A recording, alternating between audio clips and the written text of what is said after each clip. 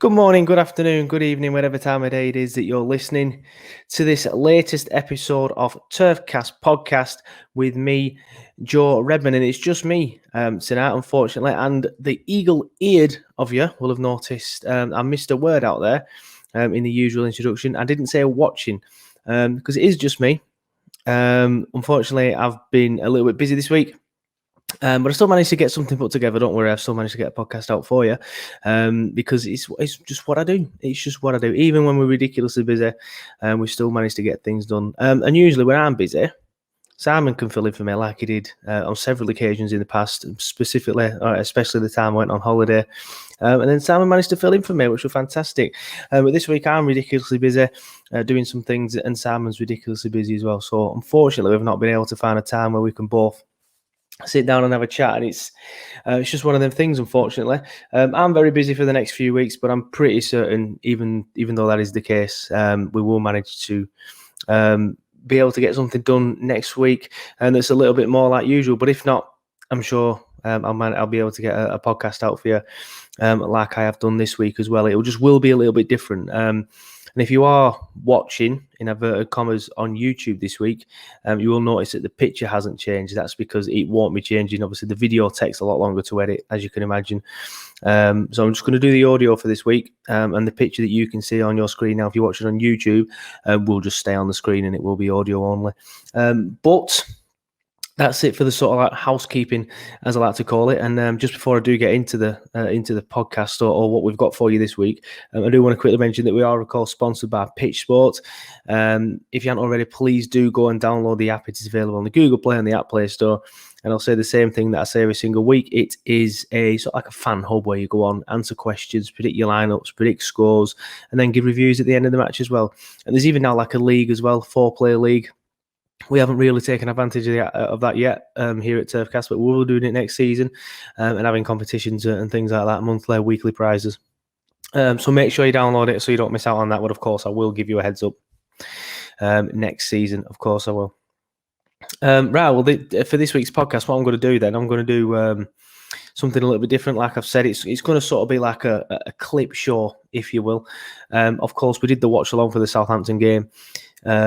So we did have a match reaction at the end of that. So obviously, instead of me and Simon having a back and forth now like we usually would do on the podcast, I am going to play the clip when I finish talking here from the match reaction. So you can get our thoughts on the game if you're not one of the people that watches the watch along or watches the match reaction on YouTube.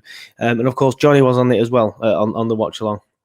And so was Jared, but for whatever reason, I'm not sure why, he left before the time, before we could do the match reaction. I think he had an internet issue. I can't remember, to be honest. He did tell me. I've just forgot. But for the match reaction, it is just me and Simon and Johnny, because Jared had gone at that point. But just to quickly go over some of the things, I think it's very disheartening, isn't it, to lose that game from being 2-0 up. We should have been 10 points clear of the relegation places at this point, but unfortunately it's still 7. It could have been worse though, couldn't it? Because Fulham went 1-0 up against Villa. Thankfully Villa pegged them back. So if you'd have said to me at the start of the weekend the gap will still be 7 points, I'd have probably been happy with that.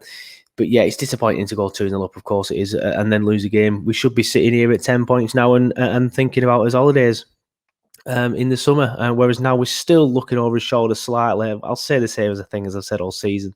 Well, pretty much since December. We'll be right. I think we'll be right anyway. But big game this weekend against Newcastle. Of course, we could get dragged back into it if we get beat against Newcastle, because we've still got Fulham to play as well. So, and Fulham are playing Wolves this weekend. So we're not out of it. Of course, we're not by any stretch of the imagination. I'm not saying we are, but I do think we will be okay. But anyway, here's what me, Simon Townley, and Johnny Tate had to say of the Southampton game on the final whistle. So as soon as the final whistle went, this was our thoughts. That's it. Absolute fucking shambles. Southampton 3, Burnley 2. We were 2-0 up against a very, very, very poor side who admittedly have got a good forward line, and they're all back today, to be fair. Whereas against Brighton, they weren't back and they were out. So that's the difference there for me. Just looking at the league table, and I'll quickly mention it. We are still the same distance away from the relegation zone. Obviously, 7 points. Fulham are playing later today, as are Newcastle, as are Brighton, to be fair. So you can pretty much discount all of that, to be fair, and just check the bottom at the Premier League table towards the end of the day. But yeah, it's a very, very poor game at the end of it for me, because obviously we were 2-0 up, and then we've thrown it away. We should have seen it out, and Burnley always see it out when we go 2-0 up normally. But for whatever reason today we haven't. It's the poor defending. They're just showing the third goal again, the Redmond goal, and it's poor defending. And of course, the Danny Ings goal was horrific defending by Ben Mee. The first goal I can't really remember because I were on my phone, but I think there's a lot of positives to take out of it. We've scored 2. We look better going forward again, but defensively we were absolutely terrible today. Simon, what were your thoughts on it? Just frustrating because of the shape, the momentum, everything went from, and it's impossible to think in it really. Let's be honest, it can't just be simply that Eric Peters went off, but it's hard to not make that sort of bullet point that as soon as he went off, we all seemed to fall to bits. The shape were gone. Everything came down that left-hand side. And I'm a huge fan of Ben Mee, a huge fan of Charlie Taylor, but everything came down that left-hand side. A match for Charlie Taylor, I think, would have won that game and gone on and done great things in that match. But for some strange reason, it all went to pot. Danny Ings, what a finish. Burnley, Chris Wood, definite penalty for me. Could have had a penalty if he didn't get such a good connection. Yeah, could have got another penalty if he didn't make such a good connection with that header. He might have been able to claim his obstruction from it. But frustrations all around, mate. It's very rare we go 2-0 away from home. Blow it. I can't remember particular any big games anyway, but I think it'd be even rarer for Southampton. Everton. Blow it. Blow it. I didn't hear that bit. Yeah, sorry. No, very rare. And then for Southampton to go 2-0 down at home and then come back 3-2, it must be just rare. I think that, especially this season, disappointed, mate. I think it's 3 points lost today. Well, 100%. Even if we were playing Man United at Old Trafford or City at the Etihad, it's 3 points lost if you go 2-0 up for me. Yeah. It's always 3 points lost when you go 2-0 up. Johnny, what were your thoughts on it then? Yeah, that's Burnley at the infuriating best that they can do. It's that first 20 minutes, like I said, I didn't manage to catch the majority of the first half, but listening to you guys and obviously commentary on the radio and stuff, we absolutely battered them. But defensively today, we were absolutely terrible.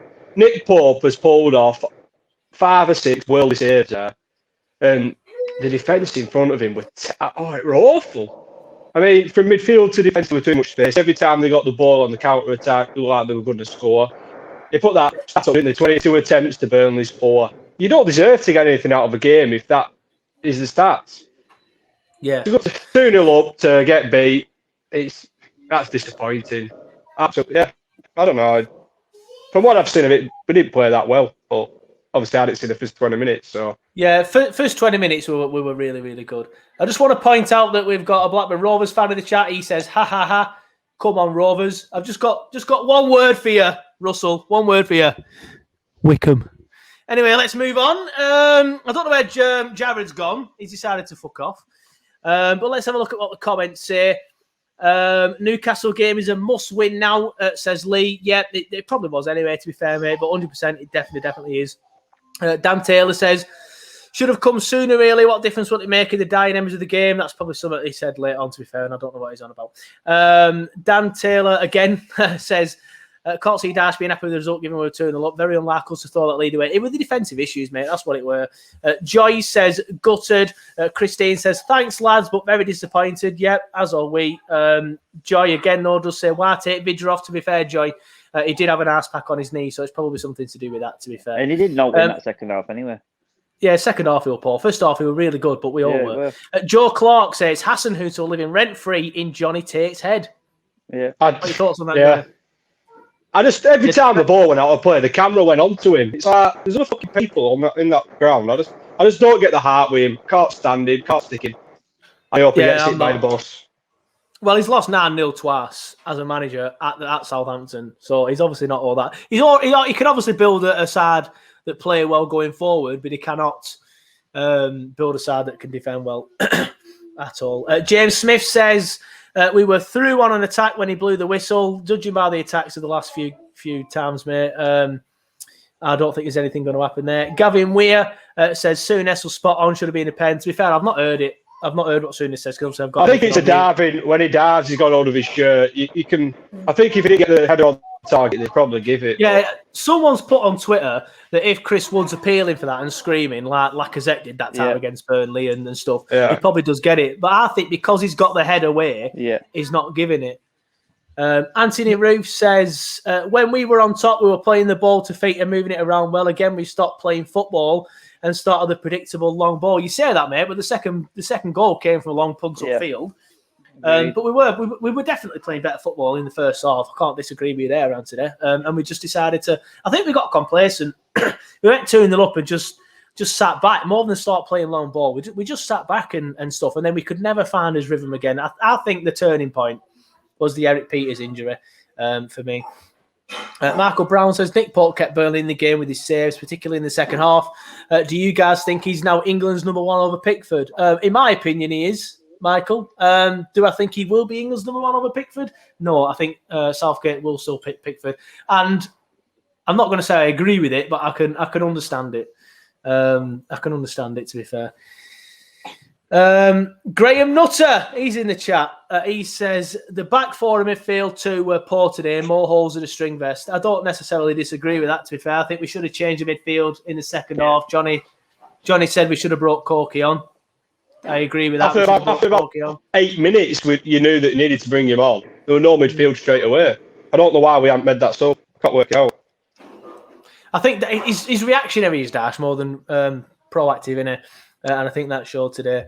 Unfortunately, Jared's gone, so we can't ask him his opinion on the game. But I think I agree with the other two lads, really. Disappointed when you're going 2-0 up to lose the game. I still think we'll be okay. If Fulham win today, things might change a little bit. And obviously, Newcastle will be a must-win game, especially if they win today. But will they beat Spurs?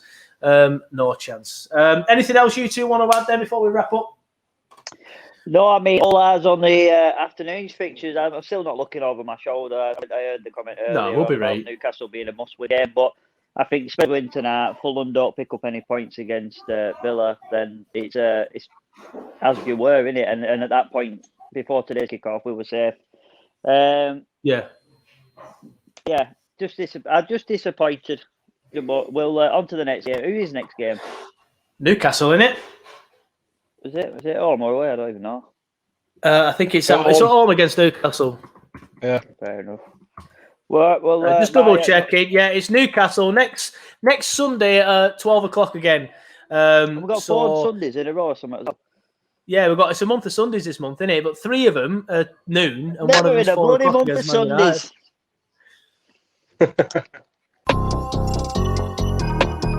So yeah, that was our thoughts on the Southampton game, and I'll say the same thing that I said at the start of that clip. Obviously, it's very disheartening to lose that position from 2-0 up, and I think just looking at some of their goals, it could have been prevented, especially the second goal. What's Ben Mee doing there? Just sort of like letting Ings run past him, or should I say, running past Ings, and then obviously Ings is then got a clear through on goal, and that's the problem with Ben Mee. We all love him. I'm not going to sit here and criticise him. He's a legend at Burnley Football Club, and it'll be a sad day when he leaves, or probably retires at the club.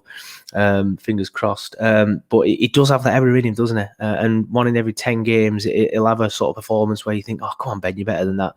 Whereas with Tarky, I feel like that's like one every 30, 40 games, you know what I mean? And you can't really think of too many mistakes off the top of your head that Tarky has made that leads to goals directly like that, like Ben has. Obviously, there was one at West Ham a couple of seasons ago, and every defender does it.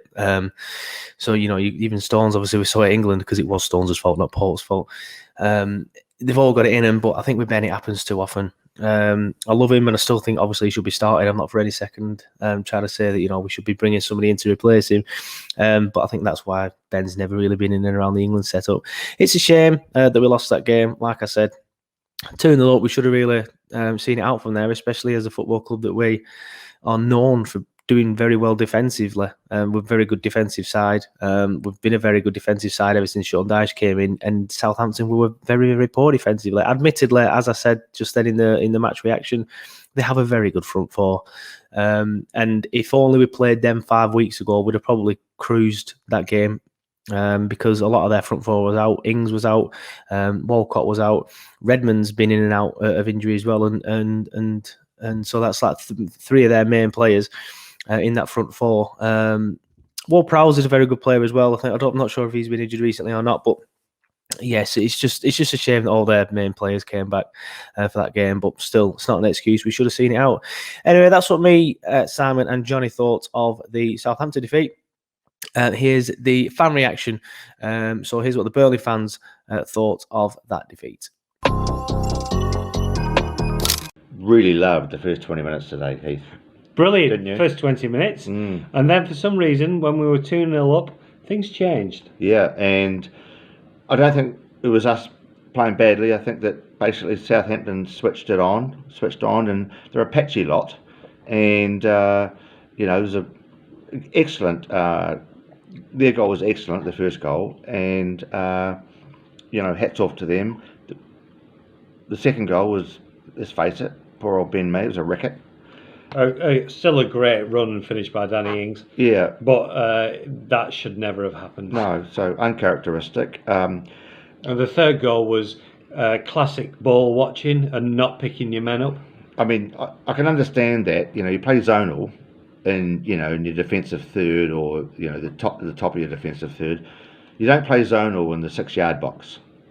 That's the time to pick up players, and or in the 18-yard box for that matter. So we were found wanting there, and I'm not too worried about it, because that's something I think the manager's going to address and ensure that we get the numbers back.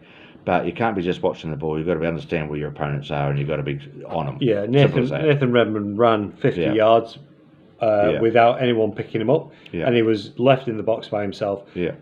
Ashley Westwood saw the danger, but for some reason decided not to go and close him down. He was pointing to him. If you watch the replays, he's pointing to him, saying, "There's danger." Oh, he's just scored. Yeah, but I'll tell you what, Heath. I'm not discouraged by that at all, because I thought, Southampton, came on strong, and they played very well. They played well, and I thought we actually played well in the first 20 minutes, and and we actually should have maybe nicked a draw, because of the shirt pull. Right. Let's get this right. Yeah. VAR's got to, look.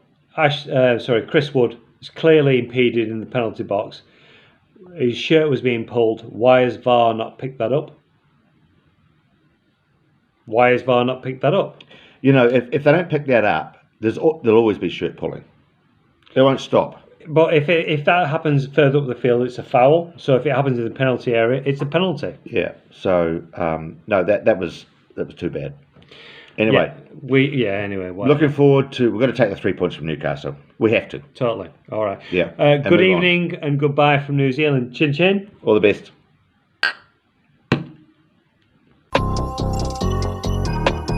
Yeah, I don't know, right up and down do, weren't it? 2-0 up, I thought, hey, would do. 3 points in the bag. The Clarets don't give away 2-goal leads. Turns out we bloody do, don't we? I don't know. They like to surprise us, don't they? Bloody Clarets. And I don't know what happened, we were doing ever so well. Cracking penalty from Woody, weren't it? Can't remember him missing a penalty for us, has he ever? I know. And then Vince with that strike, a belting strike, weren't it? Hey, he loves playing down there, doesn't it? St Mary's. And then it all goes tits up, doesn't it? All goes to cock.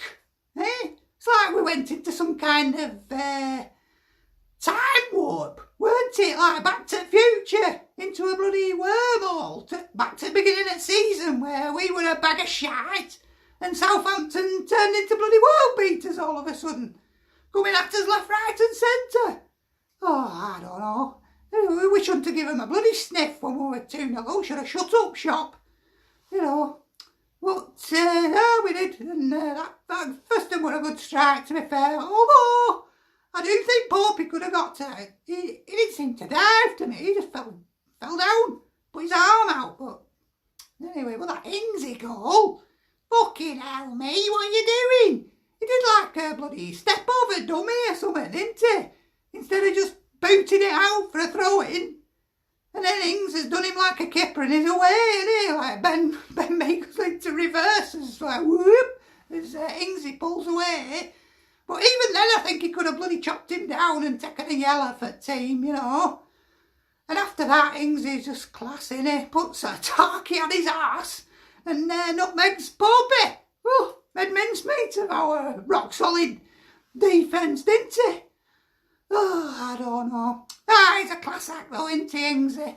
He'll be off for a top team in summer, I think, won't he? They're talking about Spurs or Man City.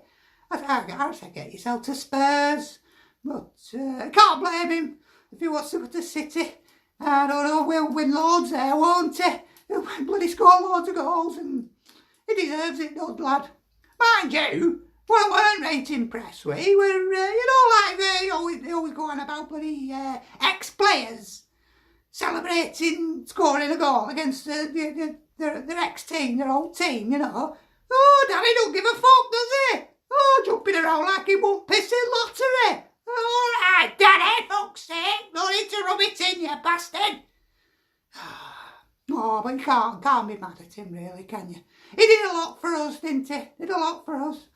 Oh, that bloody goal at Bolton. Bloody Bolton, who were the bastards, did he? Oh, he'll always be remembered for that.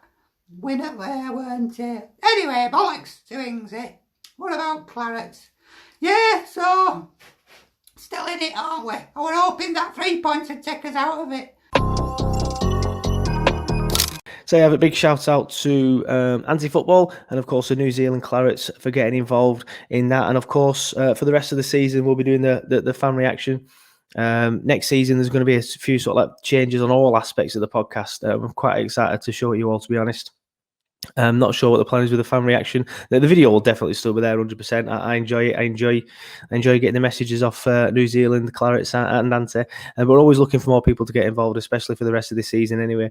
So if you do want to get involved, just send your thoughts over at the end of the match. Just film yourself talking to 2 to 3 minutes about the match. Send it us and we will of course put it in the fan reaction video and in the podcast as well, of course, because that's where the fan reaction ends up as well. But yeah, of course, right, Newcastle up next. Similar sort of position. Newcastle, they've got players coming back from injury. Wilson could be back. I've been speaking to a Newcastle fan today who thinks he isn't going to make it. I'm not sure if they're playing mind games or what. Not the Newcastle fan himself, like Newcastle as a club. There's a few think that he is definitely back as well, to be fair. So I don't really know what the crack is with Wilson, but he's a very good forward. And of course, Maximum, who played very well against us at St James's Park earlier in the season. We were poor that game, though. We were very, very poor. That was the part of the season where we were pretty shy, let's be honest. I'm not going to pull any punches as usual here. We were terrible at St James's Park earlier in the season, so we need a better performance than that, definitely. But defeat is unthinkable, let's be honest. We cannot lose this match. If someone offered me a point now, and for Fulham to get beat against Wolves, I'm at the stage now where I think I'd probably take it. Do I think we can beat Newcastle, though? Of course I do. My prediction is we will win the game. But it's getting to the start of the stage of the season now where it's very, very nervy, isn't it? And we're making it difficult for ourselves. We had a chance to pull away against Southampton, and unfortunately we didn't take it. And now we're still looking over our shoulders with this stage of the season. So if we can keep the gap at 7 points or maybe even increase it slightly, with Fulham losing and us getting a point, obviously I'm still talking about that scenario here, then yeah, I'd take that. But yeah, I think we can beat Newcastle. And to be honest, I predict a 1-0 Burnley win. And what I'm going to do here is I've been on a Newcastle show this week called Geordie Talk on YouTube. Check them out if you haven't already. Give them a subscribe. And I spoke to the lad at Geordie Talk about the Newcastle game, and he asked me quite a few questions. So what I'm going to do here is I'm going to put a little clip from that show, 2 to 3 minutes in the podcast here now, of that show, and then I'm giving you my thoughts on the Newcastle game, just sort of like obviously succeeding on from what I've just said. So here is a clip of me on the Geordie Talk YouTube channel from earlier this week. But he thinks 2-1 to Newcastle. I said that myself, that's me being biased, but so what would your prediction be? I think it's going to be tight. But I think these tight games, they suit Burnley down to an absolute T. I think it's going to be 1-0 to us for me. I think we'll get maybe a second half goal, and then just say to you, break us down. It's up to you to break us down now. If you had a lot of your players back, like your Wilsons and your Maximums, then I'd probably say a bit more like definitely a bit more open than that, rather than it being quite tight. But at the minute, you've still got quite a few injuries. Wilson could be back apparently, but obviously we'll see. But I'm going for a tight game. I think you've got to back Burnley when they're at home and they're playing against anyone outside the top six. Our record against anyone outside the top six at home is very good. It's not as good this season as it has been, though, to be fair. But going over the last 4 years, it has been very, very good. So, yeah, we always tend to pull a result out of the hat when we need to. I think it's getting to the stage now where we need to get this win to pull away. And I think we'll manage it. Paul J says 3-0. Somebody's gone for a Newcastle win. I wouldn't quite say it would be that emphatic, Paul, but I would still go for a Newcastle win 2-1. I would say that's my head saying 2-1. Right, so you have it. There's my thoughts on the Newcastle game, and that's it for this week's podcast. Like I said, I'm sorry it's a little bit different this week, but unfortunately, sometimes life just gets in the way. There is only two of us, obviously, that do the podcast. Fingers crossed, we can build a bigger team and stuff for next season, as well as all the changes that we are planning, aren't concrete but planning for next season. So fingers crossed. It's one of them things, isn't it? Like I said, life gets in the way. I've been doing a lot of stuff at a house. And obviously Simon's busy as well with salon and things reopening sometime soon, and of course he has his hair channels as well. So sometimes life just gets in the way, and I still work obviously, and we both have kids, so it's just one of them things. Fingers crossed it's back to normal next week. I'm 99% confident it will be. I should be. What date are we on now? I'm on the 7th, so this time I'm going to be very busy up until the 17th. But then after that, things should calm down. But I should be all right. We should be all right to get something in for next week, definitely. It's just one of them things we just couldn't align when we were both free. So it's just a bit unfortunate. But yeah, we will be back next week, whether we do it like this or whatever. We will have a watch along for the Newcastle game as well. I will definitely, because I'm sitting down and watching it anyway. So I can just point a camera at my face and you can watch me if no one else can do it. I've done a watch along on my own before. But Simon will be the same, probably. He will be watching it, so he might as well just set a camera up and point it at his face so you can see us suffer. That's what we do. So the watch along will be there. I'm not 100% certain I'll be able to get a match pre-game showing this week. But again, keep an eye on all the social media channels. And if one is there, then you will be able to find out obviously through the social media channels. Well, thank you for listening, and I will see you for the watch along on Sunday, 12 o'clock.